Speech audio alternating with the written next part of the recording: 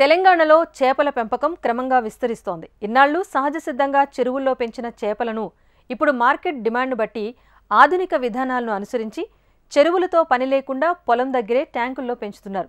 తక్కువ కాలంలోనే లాభదాయకమైన ఆదాయాన్ని ఆర్జిస్తున్నారు. ఈ కోవకే వస్తాడు మంచిర్యాల జిల్లాకు చెందిన యువ రైతు ఆదర్శ్ వర్ధన్ రాజు. ఉన్నత చదువులు చదివిన ఆదర్శ అందరిలా ఉద్యోగం వైపు తన ఆలోచన పోనీయలేదు. తనకున్న ఆసక్తి మేరకు వ్యవసాయ అనుబంధ రంగమైన చేపల పెంపకం వైపు అడుగులు వేశాడు. అందులోనూ లేటెస్ట్ టెక్నాలజీ సహాయంతో 10 గుంటల్లో 10 ట్యాంకులను ఏర్పాటు చేసుకుని పొలం వద్దే కొరమేను చేపలను పెంచుతూ లక్షల్లో సంపాదిస్తున్నాడు. పేరుకు తగ్గట్టుగానే వైవిధ్యమైన విధానాలతో యువతరానికి ఆదర్శంగా నిలుస్తున్న ఆదర్శవర్ధన్ విజయగాథ మీకోసం. చెరువులతో పని లేకుండా పొలం దగ్గరే చేపల పెంపకం చేపట్టాడు మంచిర్యాల జిల్లా బెల్లంపల్లికి చెందిన యువ రైతు ఆదర్శ్ వర్ధన్ రాజు. చిన్నప్పటి నుంచి అందరికంటే భిన్నంగా ఆలోచించే అలవాటు ఉన్న ఆదర్శ్ ఉన్నత చదువులు చదివినా ఉద్యోగంపై పెద్దగా దృష్టి సారించలేదు. నలుగురు కంటే భిన్నమైన మార్గంలో ప్రయాణించాలనుకునే ఆదర్శ్ ఆసక్తి చేపల పెంపకంపై పడింది. అయితే ఇందులోనూ వైవిధ్యాన్ని వెతికాడు ఈ యువ రైతు. అందరిలా చెరువుల్లో చేపలను పెంచాలనుకోలేదు. తక్కువ ఖర్చుతో తక్కువ స్థలంలో ఎక్కువ దిగుబడి పొందే సరికొత్త టెక్నాలజీల గురించి అన్వేషించాడు. అదే సమయంలో రీసర్క్యులేటరీ హైబ్రిడ్ ఆక్వాకల్చర్ ద్వారా కొర్రమేను చేపల పెంపకం గురించి తెలుసుకున్నాడు. ఈ విధానంపై అవగాహన పెంచుకుని 10 ట్యాంకులు ఏర్పాటు చేసుకుని తన సొంత నైపుణ్యాలను జోడించి కొర్రమేను చేపలను పెంచుతూ లక్షల్లో ఆదాయాన్ని ఆర్జిస్తున్నాడు. తోటి రైతులకు ఆదర్శంగా నిలుస్తున్నాడు. బోరునీటితో చేపలు పెంచే టెక్నాలజీని రీసర్క్యులేటింగ్ హైబ్రిడ్ ఆక్వాకల్చర్ సిస్టమ్ అంటారు. ఇజ్రాయెల్ వంటి దేశాల్లో ఈ టెక్నాలజీ గత 30 ఏళ్లుగా వినియోగంలో ఉంది. అయితే మన దేశానికి ఇది పూర్తిగా కొత్త టెక్నాలజీ. ఈ విధానంలో విజయం సాధించాలంటే టెక్నాలజీని సరిగ్గా అర్థం చేసుకోవాలి అని ఆదర్శ్ తెలిపాడు. ఎంతోమంది ఆక్వా ఫార్మింగ్ టెక్నాలజీని నేర్చుకుంటున్నా అందులో ఒకరిద్దరు మాత్రమే సక్సెస్ అయ్యారని అంటున్నాడు. ఈ పద్ధతిలో చేపలకు కావలసిన మేత సమయానికి అందుతుంది. చేపల పెరుగుదలకు అనుగుణంగా ఉష్ణోగ్రతలను మెయింటైన్ చేయాలి.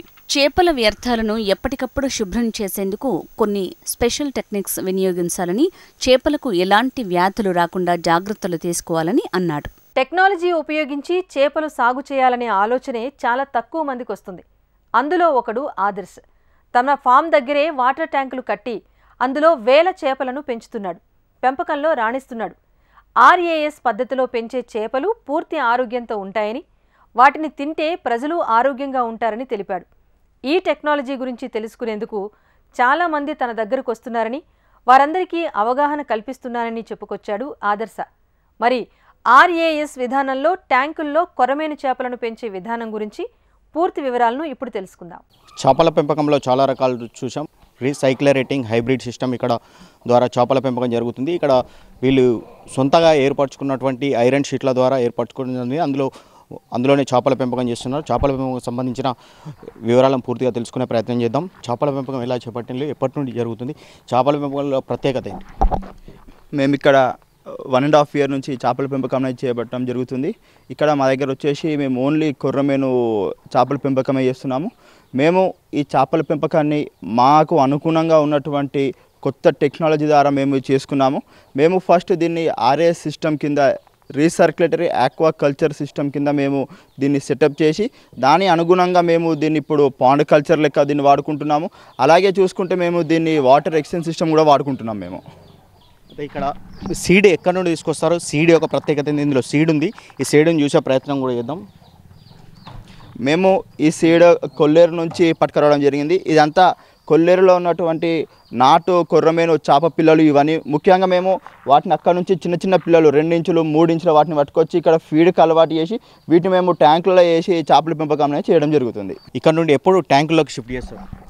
ఇది అంటే కొల్లేరులో నుంచి ఇక్కడ మేము ఎందుకు పట్టుకొచ్చి ఫస్ట్ బేబీ ట్యాంక్స్లో వేస్తున్నామంటే కొల్లేరు వాటర్ నుంచి మన బోర్ వాటర్కి అలవాటానికి కొద్దిగా సమయం పడుతుంది.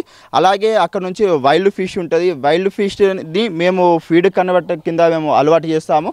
అదంతా కంప్లీట్ ఫీడ్ కింద అలవాటు అయిపోయి వీటిని మేము సార్టింగ్ చేస్తాము. అంటే సార్టింగ్ అంటే ఏంటంటే 2 ఇంచులు ఒకటే చేప సేమ్గా పెరగదు. ఒకటి 2 ఇంచులు 3 ఇంచులు 4 ఇంచులు 5 ఇంచులు కూడా పెరుగుతుంది ఒకటేసారి పట్టుకొచ్చిన చేపను. కానీ మేము వాటన్నిటిని ఏవైతే సైజెస్ పెరుగుతున్నాయో ఆ సైజ్ అన్నిటిని కెపాసిటీని మేము ఇక్కడ మా దగ్గర 10 ట్యాంకులు అనేది ఉన్నది. ఒక్కొక్క ట్యాంక్ కెపాసిటీ వచ్చేసి మా దగ్గర 50,000 లీటర్ల కెపాసిటీ ట్యాంక్. అలాగే మేము ఆ 50,000 లీటర్ల కెపాసిటీ ట్యాంక్లో ఏం చేస్తామంటే ఇందులో ఏవైతే పెరుగుతున్నాయో అన్నింటిని మేము సార్టింగ్ చేసి ఒక్కొక్క సైజుని ఒక్కొక్క దాంట్లో వేస్తాము. కంప్లీట్గా అలవాటు అయినాకనే అందులోకి మేము ట్యాంకులు అనేది షిఫ్ట్ చేయడం జరుగుతుంది. కొల్లేరు నుండి తీసుకొచ్చినటువంటి కొర్రమీను సీడ్ని ఇక్కడ వాతావరణానికి అలవాటు పడాలి, ఇక్కడ వాటర్ కూడా అలవాటు పడ్డ తర్వాతనే ఆ ట్యాంకుల్లోకి షిఫ్ట్ చేయడం జరుగుతుంది. ఆ తర్వాత సంబంధించిన ట్యాంకుల ద్వారా ఎలా ఆ ట్యాంకులో చేపల పెంపకం ఎలా జరుగుతుంది, ఆ ట్యాంకుల యొక్క ప్రత్యేకత ఏంది, ఆ ట్యాంకులు ఎంత కెపాసిటీ కలిగిన ట్యాంకులు, ఇక్కడ ఉన్నటువంటి ట్యాంకుల ప్రత్యేకత ఏంది, ట్యాంకుల్లో పెంపకం ఎలా ఉందనేది తెలుసుకునే ప్రయత్నం చేద్దాం.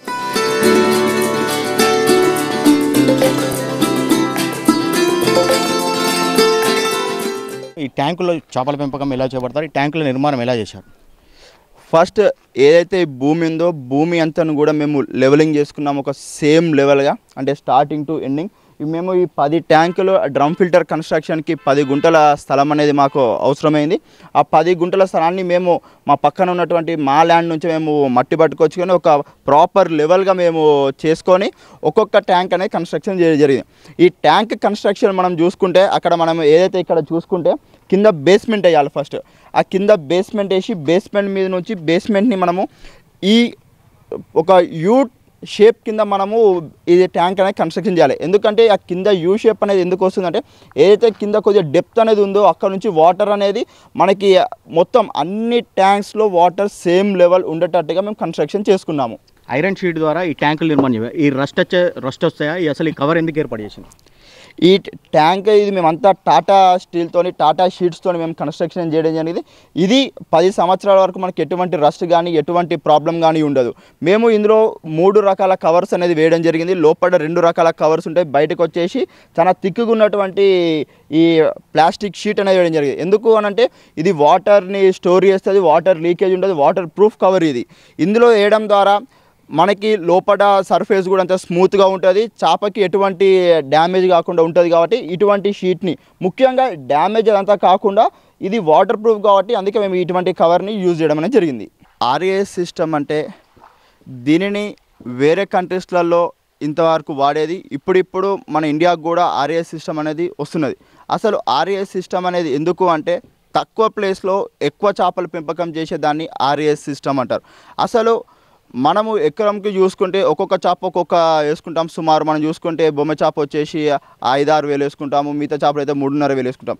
కానీ మనము ఒక గుంట సైజులో ఈ 50,000 లీటర్ల కెపాసిటీ ట్యాంక్లోనే మేము ఇందులో 2.5 నుంచి 3,000 చేపలనే పెంపకం చేస్తున్నాం. అంటే అరెకరంలో పెంచే చేపని మేము ఒక గుంటలో మేము పెంచుతామని చెప్తున్నాము. దీనికి కావాల్సింది ఆర్ఏఎస్ సిస్టమ్కి ముఖ్యంగా పవర్ సప్లై అనేది బాగుండాలి. ఎందుకంటే మనకి ఈ సిస్టమ్ నడిచినంతసేపు మనకి పవర్ ఉండాలి. దీనికి డ్రమ్ ఫిల్టర్ నడవాలి, ఫిల్టరేషన్ ట్యాంక్స్ నడవాలి, మళ్ళీ అందులో ఫిల్టర్ అయినటువంటి వాటర్ ప్రతి ఒక్కటి కూడా ఈ ట్యాంక్లోకి వచ్చి ఈ ట్యాంకులు అనేది నిండడం జరుగుతుంది. కాబట్టి దీనికి పవర్ ఖర్చు అనేది ఉంటుంది.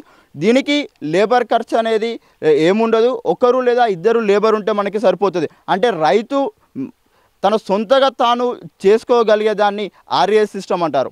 కానీ ఈ ఆర్ఏఎస్ సిస్టమ్ ద్వారా మనకి లాభాలు ఏంటంటే ఈ ఆర్ఏఎస్ సిస్టమ్ మనము ఇలా ఒక ఈ చేప అసలు ఎట్లా పెరుగుతుంది, చేప పెరుగుతుందా లేదా, చేపకి ఏం డిసీజ్ వచ్చింది, దానికి మనం ట్రీట్మెంట్ ఎట్లా చేసుకోవాలి, ఒకటే ట్యాంక్లో అన్ని చేపలు సమానంగా పెరిగినాయా లేకపోతే వేరువేరు పెరిగినాయా అనేది మన కంటికి మనము చూసుకోవచ్చు. అంటే ఈ బొమ్మ చేప ఏంటంటే ముఖ్యంగా ఒక చేపని ఇంకొక చేప బొమ్మ చేప తింటుంది, అది దాని తత్వం. కానీ మనము ఇందులో చేస్తే అన్ని సమానంగా చేస్తాం కాబట్టి ఒక చేప ఇంకొక చేపని తినడానికి ఆస్కారం చాలా తక్కువ ఉంటుంది.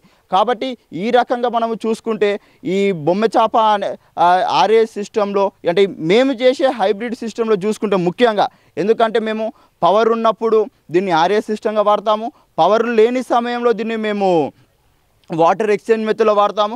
ఒక 250 గ్రాములు అంటే 1/2 కిలో సైజ్ పెరిగిన తర్వాత ఈ ట్యాంకులలో పెరిగిన చేపలన్నింటినీ పట్టుకుపోయి మా పక్కన ఉన్నటువంటి మా పాండ్లో వేసుకొని దీన్ని ఖర్చు తగ్గించి లాభాలు అధికంగా వచ్చే విధంగా మేము దీన్ని రూపొందించుకున్నాము. అయితే ఇక్కడ చిన్న చేపలను పెద్ద చేపలు తినే అవకాశాలు ఎక్కువ ఉంటాయి కాబట్టి మీరు డివైడ్ చేస్తారు చిన్న చేపలను పెద్ద చేపలను, దానివల్ల ఎక్కువ లాభాలు వస్తాయి. అంటే ఎక్కువ లాభాలు వస్తాయి. ఎట్లా అది సిస్టమ్ ఏంటి అంటే ఆ సిస్టమ్ ఏంటంటే ఇప్పుడు సపోజ్ మనం ఈ ట్యాంక్లో ఒక 3,000 పిల్లలు మనం వేసుకున్నాం అనుకో, ఒక చేప పెద్దగా పెరిగిందనుకో, అది రోజుకి 1, 2, 3, 10 చేపల్ని తినే ఆస్కారం ఉంది. అంటే రోజుకి మనము కొన్ని వందల చేపల్ని మనము తగ్గించుకుంటూ పోతే మనకి లాభం అనేది రాదు. ఏదైతే ఆ పెద్ద చేప పెరిగిందో దాన్ని తీసేసుకొని మనం ఇంకొక పక్కకు పెట్టుకుంటే మిగతా చేపలన్నీ సేఫ్గా ఉంటాయి, మిగతా చేపలు అనేది గ్రోత్ కూడా మనకి పెరుగుతుంది. కాబట్టి దీని ద్వారా రైతు నష్టపోకుండా ఉండడం జరుగుతుంది. ఒక ట్యాంక్లో ఎన్ని చేపలు పెంచవచ్చు, ఒక ట్యాంక్లో మనకు ఎంత ఇన్కమ్ వస్తుంది, అసలు ట్యాంక్లో చేపలు పెంచడానికి ఎంత ఖర్చు అవుతుంది? ఈ ఒక్క ట్యాంక్ కెపాసిటీ వచ్చేసి 50,000 లీటర్ల కెపాసిటీ. ఇందులో మనము బొమ్మె చేపను 2,500 నుంచి 3,000 రూపాయల వరకు మనం దీన్ని పెంచుకోవచ్చు. అయితే కంప్లీట్ మనము ఇదే ట్యాంక్లో పెంచుకుంటే మనకి పెట్టుబడి అనేది ఎక్కువైతుంది, సమయం అనేది ఎక్కువైతుంది. కానీ మేము ఇక్కడ హైబ్రిడ్ సిస్టమ్ అని మేము ఎందుకు అంటున్నాము అని అంటే, ఇందులో మేము 250 గ్రాముల వరకు మనం పెంచుతున్నాం. అంటే 3 నెలలు 4 నెలల వరకు ఇలా పెంచేసి మిగతా చేపను 250 గ్రాములు అయిన దాని అంతా పట్టుకుపోయి మేము పాండ్లో వేసుకుంటాం. ఇక్కడ మాకు పక్కన పాండ్ ఉంది, ఆ పాండ్లో వేసుకున్నాం. ఆ పాండ్లో వేయడం ద్వారా ఏంటంటే దీనికి కావాల్సిన దాన ఖర్చుని మేము తగ్గించి దాని గ్రోత్ అనేది కూడా పాండ్లో జల్దీ అవుతుంది. కాబట్టి సమయాన్ని మేము దాన ఖర్చు తగ్గించి హైబ్రిడ్ సిస్టమ్లో మేము చేస్తున్నాము. అంటే ఒక చేప పెరగడానికి 150 రూపాయల వరకు ఖర్చు అయితే దాన్ని మనం మార్కెట్లో 350 నుంచి 400 వరకు మనం అమ్మకం జరుగుతుంది. ఒక కిలోకి ఎంత ఇన్కమ్ వస్తుంది? మనము మార్కెట్ని బట్టి సపోజ్ 300 తీసుకుంటే 200, 250, 300 రూపాయల వరకు మనకి లాభం వస్తుంది ఒక్కొక్క చేప మీద, కిలో మీద.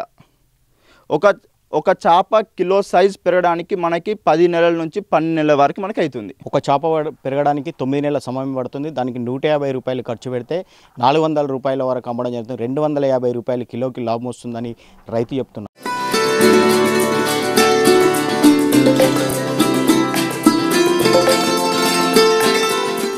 భారీగా వర్షాలు వచ్చినప్పుడు నిండి బయటకు వెళ్ళే పరిస్థితి ఉంటుంది. ఎండకు కూడా చేపలకు రక్షణ కావాలి. దీని నుండి ఎలా చేపలను రక్షిస్తారు, వీటికి ఎలాంటి చర్యలు తీసుకుంటారు? వర్షాకాలం మనకి ఎంత భారీ వర్షం పడ్డా కూడా వాటర్ ఏ లెవెల్ వరకు నిండాలో అదే లెవెల్ వరకు నిండుతుంది. దానిపైన వచ్చినంత వాటర్ కూడా మనకి ఆటోమేటిక్గా ఫ్లోట్ అయిపోయి మనకి ఈ ఫిల్టరేషన్ ట్యాంక్స్కి చేరుకుంటుంది. ఈ ఫిల్టరేషన్ ట్యాంక్స్లో కూడా మనకి వాటర్ స్టోరేజ్ ఎక్కువైపోతే మనకి అక్కడ అవుట్లెట్ ఉంటుంది. ఎక్కడైతే మనం స్టోరేజ్ ట్యాంక్ పెట్టుకున్నామో అక్కడ అవుట్లెట్ పంప్ ఉంటుంది. అవుట్లెట్ నుంచి మనము బయటకి ఫీల్డ్లోకి మనము వాటర్ని చేస్తాం. దీనికి ఎండాకాలం కూడా అంత పెద్ద ప్రాబ్లం ఏముండదు. ఎందుకంటే మనకి వాటర్ ఎప్పుడు కూడా మనకి ఫిల్టర్ అవుతుంటాయి కాబట్టి, ఫ్లోటింగ్ ఉంటుంది కాబట్టి, ఫ్లోటింగ్ వాటర్ ఎప్పుడు కూడా మనకి అది వాటర్ అనేది వేడి కాదు కాబట్టి చేపలకి ఎటువంటి ప్రాబ్లం కూడా ఉండదు. నేలతల్లి కార్యక్రమంలో మరో విరామం. ట్యాంకుల్లో వాటర్ను ఫిల్టర్ చేయడానికి ఫిల్టరేషన్ సిస్టమ్ వాడుతున్నారు. ఇక్కడ ఫిల్టరేషన్ సిస్టమ్ యొక్క ప్రత్యేకత ఉంది. ఫిల్టరేషన్ ఎలా చేస్తారనేది కనుక్కునే ప్రయత్నం చేద్దాం. అసలు ఫిల్టరేషన్ ఎలా జరుగుతుంది, రోజుకు ఎన్ని లక్షల లీటర్ల ఫిల్టరేషన్ జరుగుతుంది, ఈ ఫిల్టరేషన్ గల ప్రత్యేకత ఏంటి? ఇప్పుడు మనకి ఇక్కడ ఆర్ఎస్ ట్యాంక్స్ మనకి 10 ట్యాంకులు ఉన్నాయి. ఆ 10 ట్యాంకులో చేపలు రిలీజ్ చేసినటువంటి వేస్ట్ కానీ మనం వేసినటువంటి దానా కానీ ప్రతి ఒక్కటి కూడా కింద అనేది పేరుకపోవడం జరుగుతుంది. ఇప్పుడు మనం అందులో చూసుకుంటే ప్రతి ట్యాంక్లో మనకి ఏరియేషన్ మోటార్లు ఉన్నాయి. దాని ద్వారా ఈ కింద నుంచి ఏరియేషన్ వచ్చేసి అందులో ఉన్నటువంటి స్లడ్జ్ కానీ వేస్ట్ మెటీరియల్ అంతా కూడా మనకి ట్యాంక్ మధ్యలో మనకు ఒక పైపు కనిపిస్తుంది. ఆ పైపు నుంచి వాటర్ మొత్తం కూడా మనకి ఈ డ్రమ్ ఫిల్టర్కి చేరుకుంటుంది. ఈ డ్రమ్ ఫిల్టర్ వచ్చేసి ఏం చేస్తుంది అంటే అందులో ఉన్నటువంటి హార్డ్ పార్టికల్స్ స్లడ్జ్ కానీ ఇంకేమున్నా కూడా ఫీడ్ కానీ ప్రతి ఒక్కటి కూడా మనకి డ్రమ్ ఫిల్టర్ ద్వారా వేస్ట్ మెటీరియల్ అంతా బయటికి మా ఫామ్లోకి వెళ్ళిపోతుంది. ఏదైతే వాటర్ మెటీరియల్ ఉంటుందో ప్రతి ఒక్కటి కూడా ఆ ట్యాంక్లో పడుతుంది. అందులో నుంచి ఈ ట్యాంక్ వస్తుంది. ఈ ట్యాంక్ నుంచి ఇట్లా మొత్తం కంప్లీట్ ఒక్కొక్క ట్యాంక్ నుంచి వెళ్ళిపోతుంది. ఈ ట్యాంక్లో వచ్చేసి మనకి బయో బాల్స్ ఉన్నాయి. దీన్ని K1 అంటాం. ఈ ట్యాంక్లో ఉన్నటువంటి బాల్స్ని K2, K3 అని అంటాం. ఇందులో మనం చూసుకుంటే ఒక్కొక్క బాల్ ఒక్కొక్క షేప్లో ఉంటుంది. అంటే పార్టికల్ ప్రతి ఒక్కటి వచ్చేసి కూడా ఆ బాల్స్ మధ్యలో ఆ కాయిన్స్ మధ్యలో అందులో ఉంటుంది. దాన్ని మనం అది మొత్తం ఫిల్టర్ చేస్తలేదు అన్న సమయంలో వాటన్నిటిని మనం తీసుకొని ఆరబెట్టుకొని దాన్ని మళ్ళీ మనము క్లీన్ చేసుకొని మళ్ళీ మనం రీయూజ్ అనేది చేయడం జరుగుతుంది. ఇప్పుడు మనకి ఒక్కొక్క సైజులో ఒక్కొక్క బాల్స్ ఉంటాయి. అంటే పార్టికల్ సైజు ఎంతైతే ఉంటుందో ఆ బాల్లో ఫిక్స్ అయిపోతాయి. ఈ ట్యాంక్లో మనం చూసుకుంటే ఇందులో మనము ఫిల్టర్ బాల్స్ వేసాము, కింద ఏరియేషన్ ఇచ్చాం. వాటర్ని మొత్తాన్ని కూడా పైకి కిందికి అలా చేసేసి ఈ బాల్స్ కూడా అన్నీ రొటేట్ అయితే అందులో ఉన్నటువంటి పార్టికల్స్ మొత్తం ప్రతి ఒక్కటి కూడా అందులో పట్టుకుంటుంది. ఇందులో మిస్ అయినటువంటి పార్టికల్ ఇందులోకి వచ్చేస్తుంది, ఇందులో మిస్ అయిన పార్టికల్ ఇందులోకి వస్తుంది. ఇక్కడికి వచ్చేసి ఈ ట్యాంక్ అంటే ఈ 4th ట్యాంక్ ఏంటంటే ఈ వాటర్ మొత్తం కూడా ప్లెయిన్గా ఉంటుంది. ఈ వాటర్ ఏం డిస్టర్బ్ కాదు. ఈ అన్ని ట్యాంక్స్లో ఫిల్టర్ అయినటువంటి వాటర్ మొత్తం ఇక్కడికి వచ్చి స్టోర్ అవుతుంది. ఇందులో హార్డ్ పార్టికల్స్ ఏవైనా ఉన్నా కూడా కింద మొత్తం మనకి పేరుకపోతుంది. ప్యూర్ వాటర్ మాత్రం అందులోకి వెళ్ళిపోతుంది. వాటర్లో ఉన్నటువంటి బ్యాక్టీరియా, బ్యాడ్ బ్యాక్టీరియా ఏదైతే ఉంటుందో ఆ ట్యాంక్లో మనం చూసుకుంటే మనకి యూవీ లైట్స్ ఉన్నాయి. ఆ యూవీ రేస్ ద్వారా వాటర్ కంప్లీట్ అంటే మనం ఒక 90% వాటర్ని మనము ప్యూర్ చేసేస్తాము. అందులో ఉన్నటువంటి బ్యాక్టీరియా, ఈటీయా ఇంకా ఏది వైరస్ ఉన్నా కూడా మొత్తం అనేది యూవీ రేస్తోని చనిపోవడం జరుగుతుంది. ఆ ప్యూర్ వాటర్ని మనము అది స్టోరేజ్ ట్యాంక్ అంటాము. ఆ స్టోరేజ్ ట్యాంక్లో మనకి మోటార్స్ ఉంటాయి. ఆ మోటార్స్ అనేది మళ్ళీ ప్రతి ట్యాంక్లోకి వాటర్ వెళ్ళిపోవడం జరుగుతుంది. ఆ ట్యాంక్లో వాటర్ ప్రతిదీ కూడా సేమ్ లెవెల్లో మెయింటైన్ అవుతుంది. కాబట్టి మనకి అందులో వాటర్ తగ్గింది అని అంటే ఇందులోకి మనకి వాటర్ రావు అంటాము. ఇక్కడ మనం చూసుకుంటే ఇందులో ఏదైతే స్లడ్జ్ అంతా ఉందో ఇలా మనకి పేరుకపోతుంది. ఈ పేరుకపోయినంటే దాన్ని మనము మళ్ళీ క్లీన్ చేసుకొని మళ్ళీ మనము రీయూజ్ అనేది చేసుకోవడం జరుగుతుంది. ఈ బాల్ని మనం చూసుకుంటే లోపల మనకి ఇట్లా చిన్న చిన్న గీతలు ఉన్నాయి, పార్టీషన్స్ లాగా. అందులో మొత్తం మనకి ఇరుక్కపోయి అంటే పెద్ద హార్డ్ సర్ఫేస్ ఉన్నటువంటి హార్డ్గా ఉన్నటువంటి పార్టికల్స్ అన్నీ కూడా ఇందులో మనకి స్ట్రక్ అయిపోయి ఈ ఫిల్టర్ అనేది చేయడం జరుగుతుంది. ఇందులో మనకి చాలా రకాలుగా ఉన్నాయి. ఇప్పుడు ఇవి పెద్ద పెద్ద పార్టికల్స్ని ఇది చేస్తుంది. మనం మిగతా చూసుకుంటే ఇది ఒక టైప్ ఆఫ్ ఫిల్టర్ బాల్ అంటాము. ఇందులో కూడా మనకి చూసుకుంటే ఇందులో మొత్తం మనకి స్టోరేజ్ అయిపోతే లోపల బయట ప్రతి ఒక్కటి కూడా. ఇది ఇంకొక టైప్ మన కాయిన్ అంటాం దీన్ని. ఈ కాయిన్లో కూడా మనము ప్రతిదీ స్టోర్ అయిపోతుంది. లాస్ట్గా చిన్న చిన్న పార్టికల్స్ ఏవైతే ఉన్నా కూడా ఇందులో స్టోర్ అవుతుంది. ఇవి కాకుండా మన దగ్గర స్పాంజ్ టైప్ కూడా ఇందులో ఉన్నాయి మనకి. అది మనకి స్క్రబ్బర్ టైప్లో ఉంటాయి. అందులో అసలు ఏది కూడా కంప్లీట్ ఒక మనము వాటర్ ఫిల్టర్ ఎట్లేసేమో జాలి టైపు అట్లా ఉండేసి ప్రతిదీ కూడా అందులో ఆగిపోవడం అనేది జరుగుతుంది.